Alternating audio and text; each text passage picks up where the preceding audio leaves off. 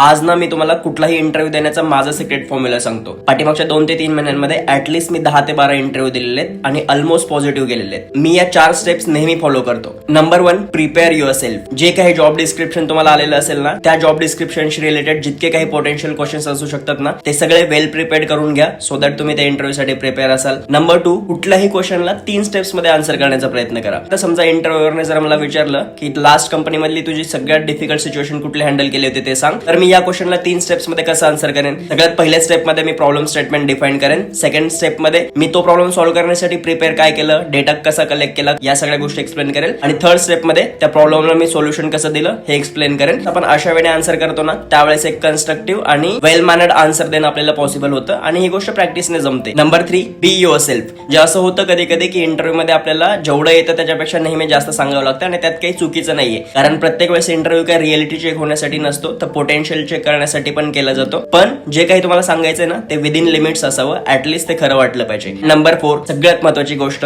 Always carry a genuine smile on your face. ज्यावेळेस तुमच्या चेहऱ्यावरती एक स्मित असतं ना, त्यावेळेस तुम्ही समोरच्याला अप्रोचेबल वाटतं. समोरच्याला ही गोष्ट लक्षात येते की ऍटलीस्ट आपण या माणसाशी व्यवस्थित कम्युनिकेट करू शकतो. प्रत्येक वेळेस इंटरव्ह्यू मध्ये खूप स्मार्ट किंवा इंटेलिजंट लोकच हायर केले जातात असे नाही, उलट पोटेन्शियल कॅन्डिडेट जास्त हायर केले जातात. हा व्हिडिओ तुमच्या सगळ्या मित्रांसोबत पण शेअर करा.